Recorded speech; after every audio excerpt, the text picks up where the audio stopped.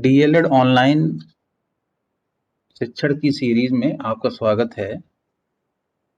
इस सीरीज के अंतर्गत आज के सेशन में हम लोग डिस्कशन करेंगे अपने एक महत्वपूर्ण टॉपिक शेयर एवं लाभांश, जिसे इंग्लिश में बोलते हैं शेयर एंड डिविडेंड, है ना। Share means share, Hindi English दोनों शेयर ही होते हैं, और लाभांश इंग्लिश में बोलते हैं हम लोग डिविडेंड, है ना। इसके बारे में हम लोग डिस्कशन करेंगे। हालांकि एक बहुत वाइड टॉपिक है, लेकिन हमारे सिलेबस में जितना इंक्लूड किया गया है उस पूरे के बारे में जो है हम लोग चर्चा करेंगे इस पर। चलिए स्टार्ट करते हैं। पहली बात करते हैं शेयर के बारे में। शेयर क्या होता है? तो साधारण जो शब्द होते हैं, जो हमारी भाषा है उसमें हम शेयर से समझते हैं हिस्सा या टुकड़ा, यानी कि जो किसी भी वस्तु का हिस्सा या टुकड़ा होता है उसके लिए जो हम इंग्लिश शब्द यूज करते हैं वो होता है शेयर।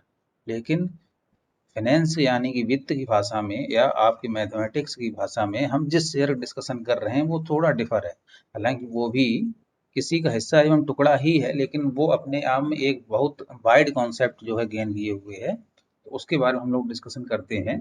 जैसे कि हमने इसमें लिखा हुआ है, शेयर से तात्पर्य किसी कंपनी या संस्था की कुल पूंजी में किसी व्यक्ति द्वारा लगाए गए उस हिस्से से होता है जिसके आधार पर वह व्यक्ति कंपनी का एक अंश बन जाता है ना। यानी कि अगर कोई व्यक्ति किसी कंपनी में अपना कोई पैसा लगाता है, अपना कोई धन इन्वेस्टमेंट करता है, तो उसके बिहाफ पर जब कंपनी उसे उसी हिस्से का मालिकाना हक प्रोवाइड करा देती है, तो बोलते हैं कि उस व्यक्ति ने उस कंपनी के जो है इतने शेयर खरीदे हुए हैं। शेयर के बेसिस पे कंपनी में आपको जो है एक मालिकाना हक मिलता है, यानी कि आप कंपनी के एक अंश बन जाते हैं। आगे बढ़ते हैं। शेयर खरीदने वाला जो व्यक्ति होता है उसे हम लोग कहते हैं शेयरधारी। ये भी याद रखिएगा, आपके पेपर में छोटी छोटी बातें पूछी जाती हैं।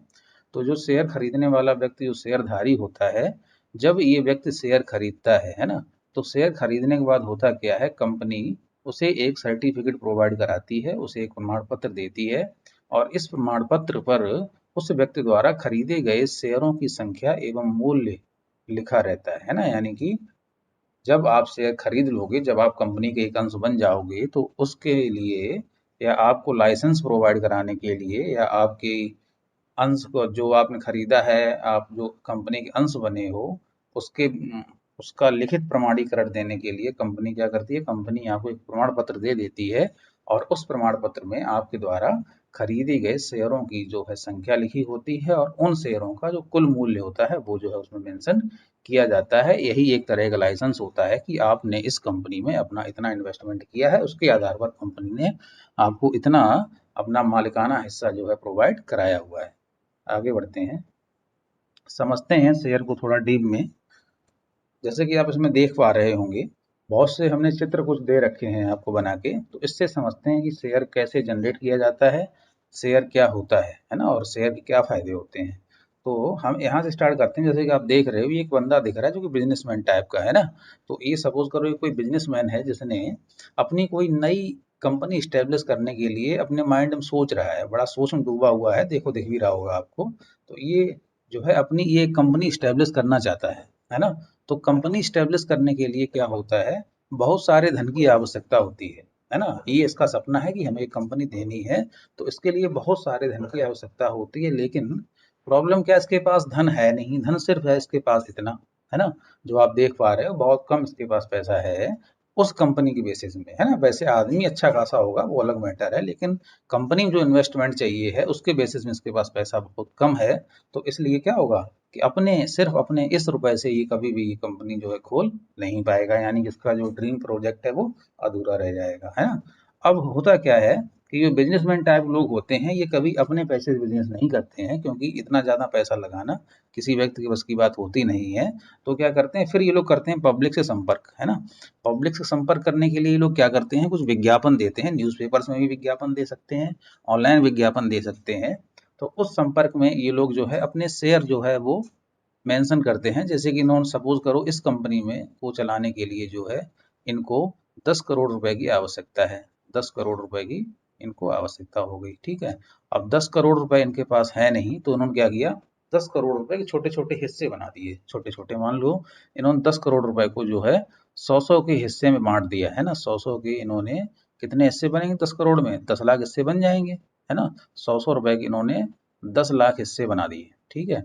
अब इन्होंने ये जो अपना काम किया हुआ है, चूंकि इतना पैसा हो नहीं पा रहा था, तो इन्होंने क्या किया है, इन्होंने इस पैसे को छोटे छोटे अमाउंट में डिवाइड किया और उसके बिहाफ पर इसी पैसे के 10 लाख हिस्से बन गए। तो इसने जो इस पैसे को जो ये छोटे छोटे अमाउंट में डिवाइड किया हुआ है, तो उससे ये जो हिस्से बने हुए हैं इस रुपए के, इसी को बोला जाता है शेयर। इसी क्या बोला जाता है, इसी को शेयर बोल दिया जाता है ना। हिस्सा अभी भी बोल रहे थे कि शेयर को हिंदी में हिस्सा ही कहते हैं। तो आप यहाँ समझ सकते हैं कि जो इसने अपने 10 करोड़ रुपए के जो अलग अलग छोटे छोटे हिस्से बनाए, प्रत्येक हिस्से की अलग एक वैल्यू रखी है, प्रत्येक हिस्सा कितने रुपए का है, 100 रुपए का है, तो इसे ही बोल दिया जाता है शेयर। अब इन्होंने ये हिस्से बनाए क्यों, बनाए इसलिए कि इनके पास पैसा था नहीं और इनको पब्लिक से पैसा लेना चाहिए था। तो पब्लिक से पैसा लेने के लिए जो है पूरा शो करना पड़ता है कि आप किस प्रकार से कितना कितना इन्वेस्टमेंट कर सकते हैं। तो जब इन्होंने इस विज्ञापन के जरिए पब्लिक से संपर्क किया, तो संपर्क करने पर उन्होंने दिया विज्ञापन में पूरा पूरा दिया है कि हम एक कंपनी जो है स्टेब्लिश करना चाहते हैं जिसमें इतना इन्वेस्टमेंट होने वाला है, और इस इन्वेस्टमेंट के लिए जो है हम शेयर ओपन करते हैं। प्रत्येक शेयर जो है वो 100 रुपए का होगा, और कंपनी में कुल मिलाकर जो है 10 लाख शेयर अवेलेबल है ना। आप लोग उनको खरीदिए, खरीदने के बाद जो है कंपनी जो है हम लोग स्टेब्लिश करेंगे। तो इन्होंने जब पब्लिक में ये बात पहुंचाई, तो पब्लिक को अच्छा लगा इनका प्रपोजल। पब्लिक को ऐसा लगा कि एक अच्छा बिजनेसमैन है, तो इसका जो है बिजनेस हमेशा ग्रोथ ही करता है, तो ये वाला बिजनेस भी इसका ग्रोथ करेगा, यानी कि जो है हमें इसमें पैसा लगाना चाहिए। तो पब्लिक ने क्या किया है कि इन 10 लाख शेयरों में से अपने अपने हिस्से के शेयर जो भी खरीदना चाहे, जो भी उतने हिस्से उन्होंने खरीद लिए, उसके अमाउंट में जो पैसा था वो पैसा जो है इन लोगों ने पे किया। तो जब इतना पैसा पे हो गया, तो अब जो है इस बिजनेसमैन के पास ये पैसा पर्याप्त लेवल में हो गया है। अब पैसे कमी नहीं है, जितना भी धन चाहिए पूरा धन एकत्रित कर लेगा, और उस धन को एकत्रित करने के बाद इस प्रकार से जो है अपनी एक नई कंपनी स्टैब्लिश करेगा। तो ये है शेयर, ऐसे करके हम शेयर को समझते हैं। आगे बढ़ते हैं। अभी हालांकि इसमें और भी कुछ आगे है, तो अभी आगे बोलने से अच्छा ये कि आगे जब आप लोग देखेंगे तो ज़्यादा बेटर आप समझ में आएगा ना। तो इसने इतना इन्वेस्टमेंट कर दिया, यहाँ तक क्लियर हो गया है, और ये जो इसने ऐसे छोटे छोटे भाग करे, इसको हम बोलते हैं शेयर, है ना। आगे बढ़ते हैं, शेयर कॉन्सेप्ट समझते हैं।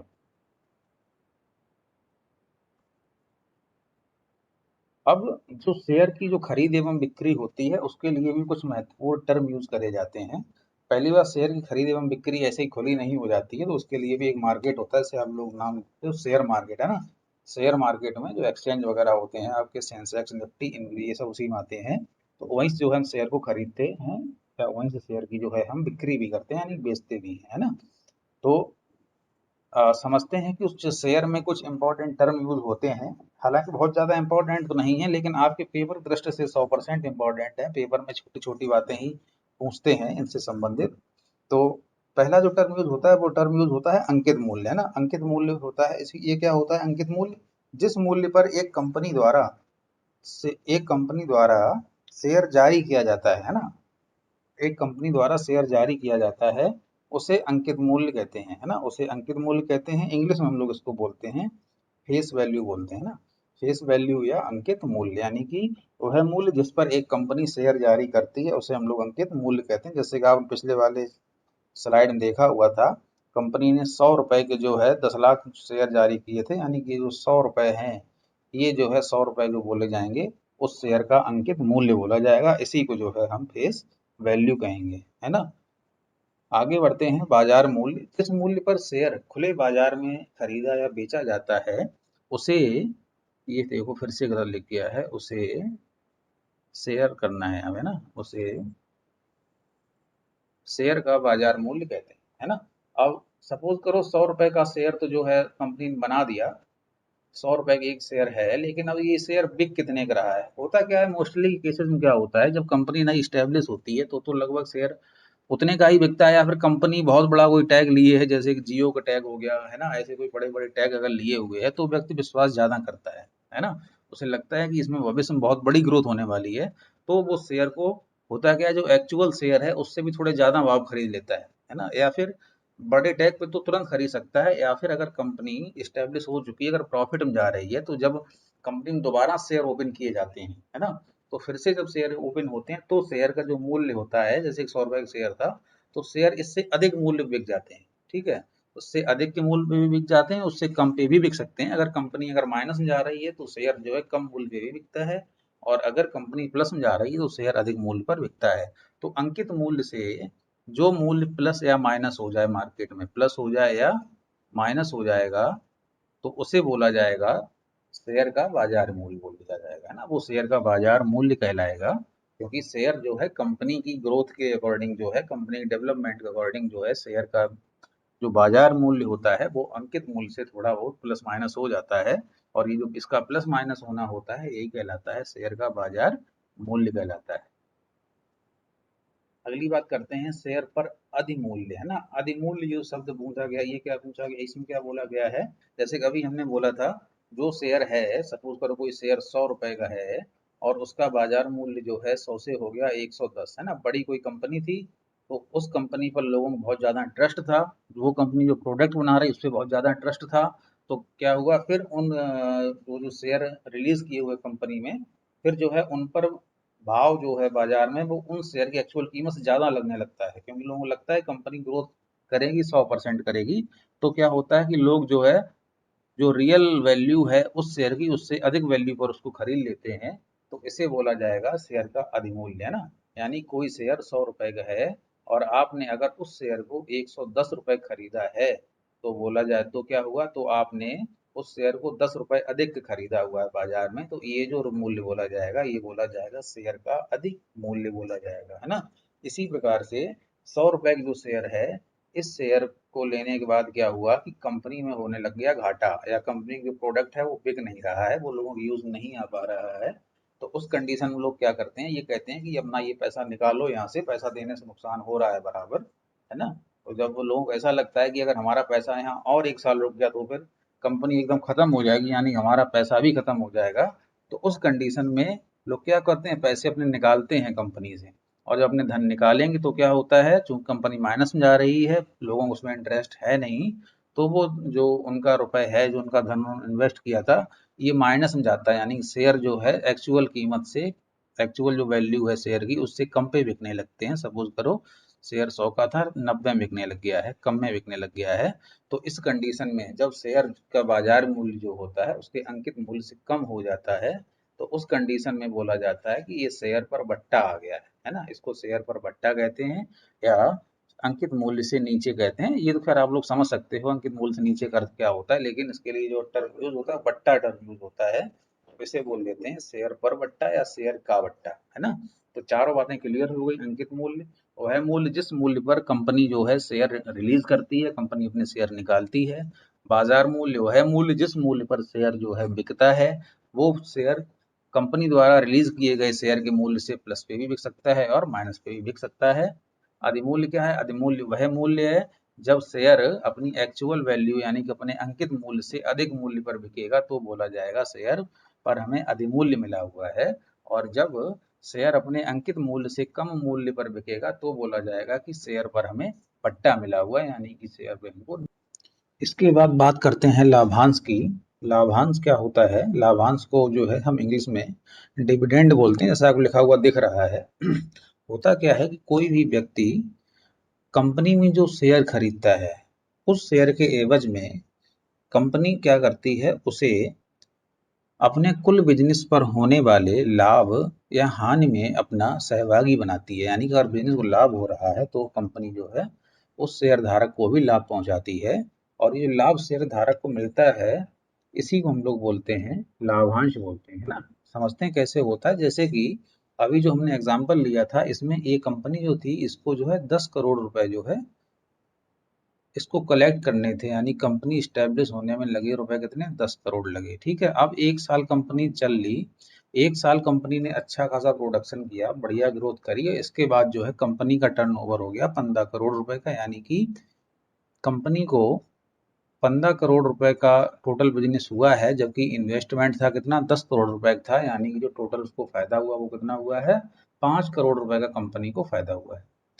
अब ये जो कंपनी को फायदा हुआ है 5 करोड़ रुपए का, कंपनी करती क्या है इसके लिए कि कंपनी अपने आप को मेंटेन करने के लिए भी कंपनी काफी कुछ खर्चे आ जाते हैं, मशीनरी पर खर्चा आता है, टैक्स वगैरह देना पड़ता है, काफी कुछ जो है रिपेयरिंग वगैरह होती है, मेंटेनेंस खर्चा कुछ आ जाता है। सपोज करो ये मेंटेनेंस खर्चा है इसका 2 करोड़ रुपए, यानी 2 करोड़ रुपए में कंपनी ने साल भर अपने आप को मेंटेन किया हुआ है, तो कंपनी का जो नेट प्रॉफिट बचा वो बचा कितना, 3 करोड़ रुपए कंपनी का बचा है नेट प्रॉफिट।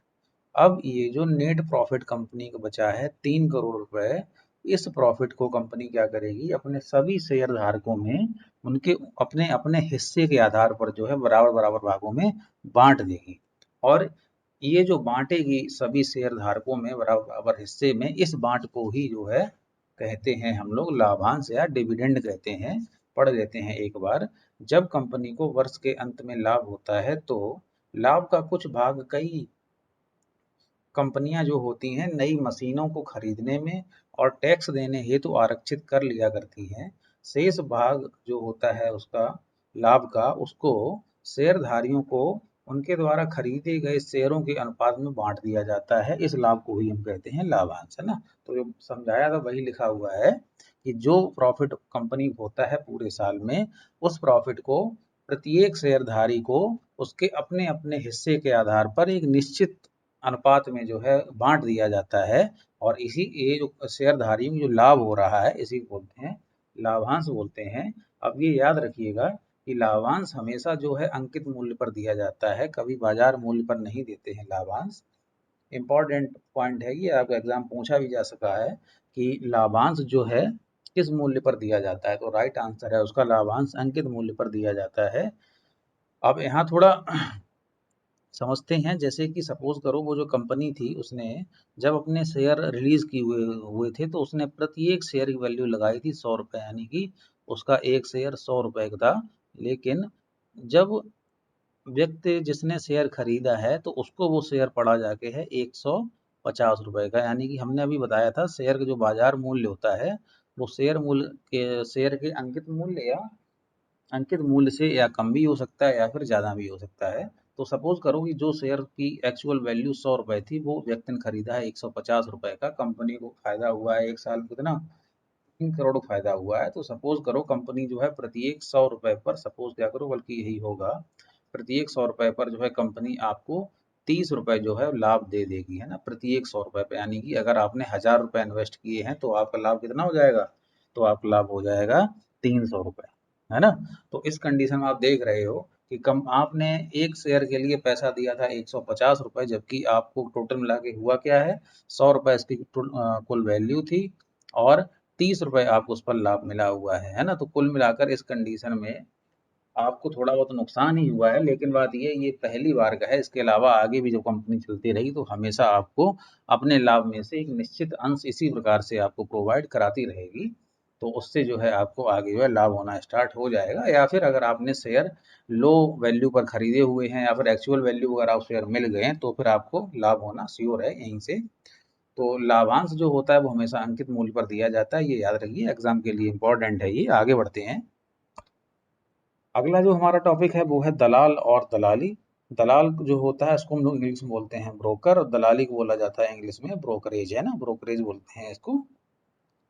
तो ये दलाल एवं दलाली होती क्या है, होता क्या है कि जब शेयर जो है कहीं पे सेल किया जाता है, यानी जब कोई कंपनी अपना शेयर रिलीज करती है, कोई व्यक्ति जब उस शेयर को खरीदता है या कोई व्यक्ति अगर उस शेयर को बेचता भी है, तो दोनों ही कंडीशन में होता क्या है कि व्यक्ति को शेयर मार्केट में जाकर एक ऐसे व्यक्ति से मिलना पड़ता है जिसे शेयर मार्केट की अच्छी खासी जानकारी हो एवं वह ये अनुमान लगाने में सक्षम हो कि इस कंपनी का ये वाला शेयर जो है आगे ग्रोथ करेगा या फिर इसमें जो है माइनस होने वाला है, नुकसान होने वाला है। तो उसे इनकी जानकारी होती है, इनका वो अनुमान लगा सकता है। तो जब भी हमें कभी भी शेयर खरीदना होगा या शेयर बेचना होगा तो मार्केट जाकर पहले ऐसे व्यक्तियों से हम लोग मिलते हैं जो हमें ये बातें बता सकें। और ये जो व्यक्ति होते हैं ये इन बातों को बताने के एवज में जो है हमसे कुछ फीस ले लेते हैं। तो इन व्यक्तियों द्वारा जो फीस ली जाती है उसे कहा जाता है दलाली या ब्रोकरेज। और ये व्यक्ति जिनसे हम मिले हैं उन्हें बोला जाता है दलाल, है ना। बाकी पढ़ लीजिए। शेयर ऐसे व्यक्तियों के माध्यम से खरीदे या बेचे जाते हैं जिनको शेयर बाजार का अच्छा ज्ञान होता है, इन व्यक्तियों को ही हम दलाल कहते हैं। और ये जो दलाल होते हैं ये जो हमसे फीस लेते हैं हमें सजेस्ट करने के लिए कि हमें कौन सा शेयर खरीदना चाहिए कौन सा नहीं खरीदना चाहिए, उस फीस को ही जो है नाम दे दिया जाता है दलाली, नाम दे दिया जाता है ना। अब दलाली निकालने के लिए दो फार्मूले इसमें लिखे हुए हैं कि दलाली आप कैसे निकालेंगे। सिर्फ दलाली बराबर होता है बाजार मूल्य माइनस शेयर बेचने पर प्राप्त राशि, यानी कि जब आप शेयर बेचोगे तो दलाली मूल्य निकालने के लिए आपको बाजार मूल्य में से शेयर में आपने जो रुपए प्राप्त किए हैं वो घटाने पड़ेंगे, जबकि अगर आप शेयर खरीदने के लिए गए हो तो फिर आप क्या करना पड़ेगा, शेयर खरीदने पर आपने जितना भी खर्च किया है उसको घटाना पड़ेगा। काहे में से, बाजार मूल्य में से आपसे घटाएंगे। ये थोड़ा यहाँ टिक गलत लग गया, ये माइनस यहाँ ना लग के ये माइनस जो है यहाँ पे लगेगा। समझते हैं कि सपोज करो कि आप जो है आज मार्केट में अपना शेयर बेचने के लिए गए हो। कभी कभी व्यक्ति जब अपना हिस्सा कंपनी से वापस लेना चाहता है, उसे पैसों की आवश्यकता होती है या उसे ऐसा लगता है कि आगे भविष्य में कंपनी माइनस में जाएगी, तो वो कंपनी से अपना हिस्सा वापस ले लेता है, यानी कि अपने शेयर की बिक्री कर देता है ना। और उस शेयर की बिक्री करते समय जब करने के लिए जब वो व्यक्ति मार्केट गया, तो वहाँ क्या पता लगा, वहाँ पता ये लगा है कि आपके जो शेयर हैं इनका जो है रियल मूल्य जो इस समय है, जो बाजार मूल्य है वो 10,000 रुपये है। लेकिन जब वो अपने एक्सपर्ट से जाके मिला तो एक्सपर्ट ने क्या है उसको सही सजेस्ट किया, और सजेस्ट कराने के बाद जो है उसे जो है 8,000 रुपये मिल गए व्यक्ति को, जो कि अपना शेयर बेचने गया हुआ था। तो ये 8,000 मिले हैं, जबकि शेयर का जो बाजार मूल्य था वो कितना था, 10,000 था। तो कुल मिलाकर जो दलाली उस व्यक्ति ने ले ली है वो कितनी ली है, 10,000 बाजार मूल्य था, 8,000 रुपए उस व्यक्ति को मिले हैं जो शेयर बेचने के लिए गया हुआ था। तो कुल मिलाकर जो दलाली हो गई वो कितनी होगी, दोनों घटा दो आपस में, हम घटा देंगे तो आंसर आ जाएगा 2,000 रुपये। यानी कि 2,000 रुपये जो ये बीच में उस व्यक्ति को नहीं मिले हैं, ये जो है उस व्यक्ति की दलाली है जिसने आपको सजेस्ट किया है कि आपको क्या करना चाहिए, कौन सा खरीदना चाहिए या कौन सा बेचना चाहिए। इसी प्रकार जब हम शेयर खरीदने के लिए मार्केट में जाते हैं तो फिर से वही कहानी होती है, हमें फिर से मिलना पड़ता है एक व्यक्ति से, और वो व्यक्ति हमें फिर से सजेस्ट करता है कि आप ये शेयर खरीदिए, इसमें आपको 100% जो है एक साल में इतना फायदा हो जाएगा।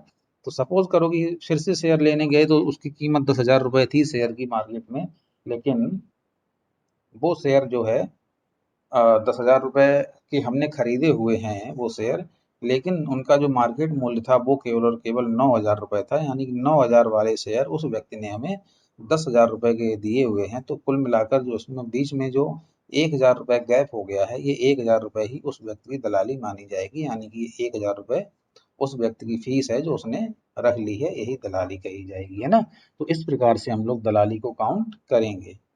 आगे बढ़ते हैं। अगला हमारा टॉपिक है ऋण पत्र। ऋण पत्र के बारे में हम लोग अपनी कल के सेशन में पढ़ेंगे। कल हमारा ये शेयर एवं लाभांश वाला टॉपिक ओवर हो जाएगा। ऋण पत्र, इसके बाद कुछ एक दो टॉपिक और हैं, इनके बारे में हम लोग कल पढ़ते हैं। तब तक के लिए थैंक यू।